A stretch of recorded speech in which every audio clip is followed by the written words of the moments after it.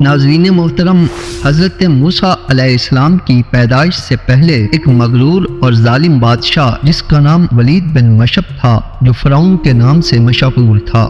فرعون کو ماننے والے خبتی کہلاتے تھے اور وہ عیش و آرام کی زندگی گزارا کرتے تھے۔ ایک دن فرعون نے خواب دیکھا کہ بیت المقدس سے مصر کی جانب ایک آگ کا لاوا بڑھتا ہوا چلا آ رہا ہے۔ وہ آگ تمام مصر والوں کو جلا ڈالتی ہے، مگر اس آگ سے بنی اسرائیل کے گھر محفوظ رہتے ہیں۔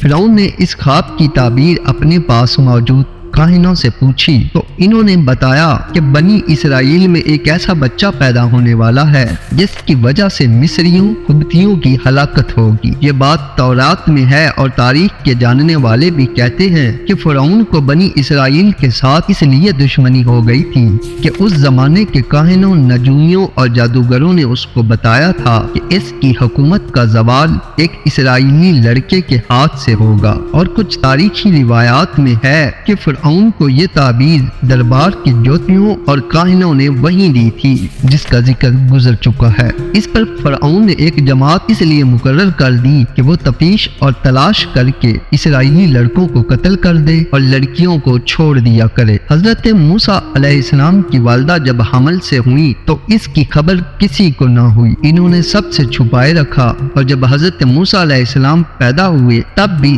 سوائے قریبی رشتہ داروں کے کسی کو معلوم نہ تھا۔ حضرت موسیٰ علیہ السلام کا نسب و نسب کچھ واسطوں سے حضرت یعقوب علیہ السلام تک پہنچتا ہے۔ ان کے والد کا نام عمران اور والدہ کا نام یعقوب تھا۔ عمران کے گھر میں موسیٰ علیہ السلام کی پیدائش ایسے زمانے میں ہوئی جبکہ فرعون اسرائیلی لڑکوں کے قتل کا فیصلہ کر چکا تھا۔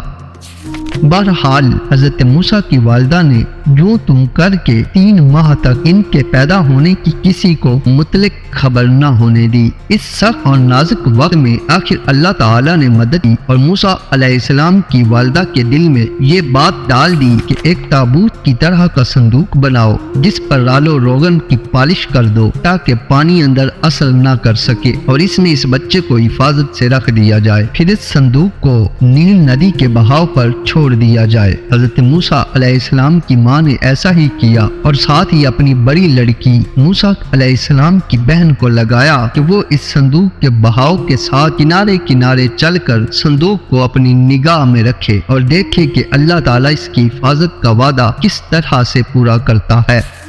کیونکہ موسیٰ علیہ السلام کی والدہ کو اللہ تعالیٰ نے یہ بشارت پہلے ہی سنا دی تھی کہ ہم اس بچے کو تیری ہی طرف لا کر دیں گے اور یہ ہمارا پیغمبر اور رسول ہوگا۔ حضرت موسیٰ علیہ السلام جس صندوق میں تھے وہ صندوق بہتے بہتے فرعون کے محل کے پاس پہنچا۔ محل کے درباریوں نے صندوق کو نکال لیا۔ فرعون کی بیوی آسیہ رضی اللہ تعالیٰ عنہا جو نیک خاتون تھی، حضرت موسیٰ علیہ السلام کو دیکھا اور فرعون سے کہا، یہ تیری اور میری آنکھوں کی ٹھنڈک ہے اور اسے اپنا بیٹا بنا لے۔ جب حضرت موسیٰ علیہ السلام کو بھوک لگی اور دودھ کے لیے رونے لگے تو دودھ پلانے والیاں لائی گئیں، لیکن موسیٰ علیہ السلام نے کسی کا دودھ نہیں پیا۔ قریب میں ہی موسیٰ علیہ السلام کی بہن جو آپ کی نگرانی کرتے ہوئے پیچھے آئی تھی کہنے لگی، میں ایک گھر جانتی ہوں جو اس بچے کو دودھ پلا سکتی ہے۔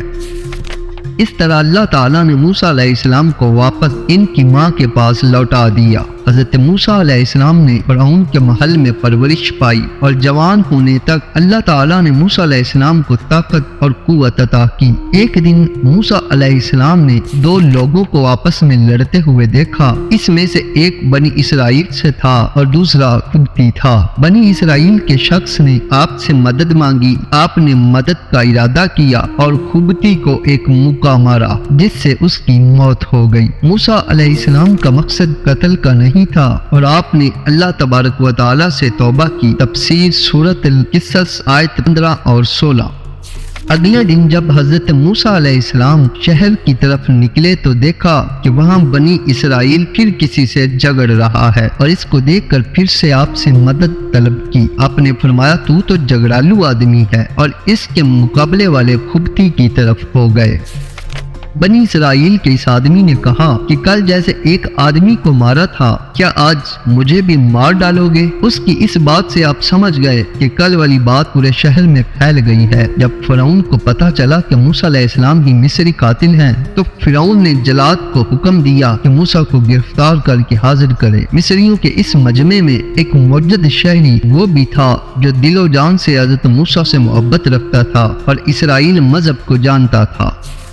یہ فرعون ہی کے خاندان کا آدمی تھا اور دربار میں حاضر تھا۔ اس نے فرعون کا حکم سنا تو فرعونی جلاد سے پہلے ہی دربار سے نکل کر دوڑتا ہوا حضرت موسیٰ علیہ السلام کی خدمت میں حاضر ہوا اور ان سے سارا قصہ بیان کیا اور ان کو مشورہ دیا کہ اس وقت مصلحت یہی ہے کہ خود کو مصریوں سے نجات دلائیے اور کسی ایسے مقام پر ہجرت کر جائیے جہاں ان کی پکڑ نہ ہو سکے۔ حضرت موسیٰ علیہ السلام نے اس کے مشورے کو قبول فرمایا اور وہاں سے ہجرت کا ارادہ کر لیا۔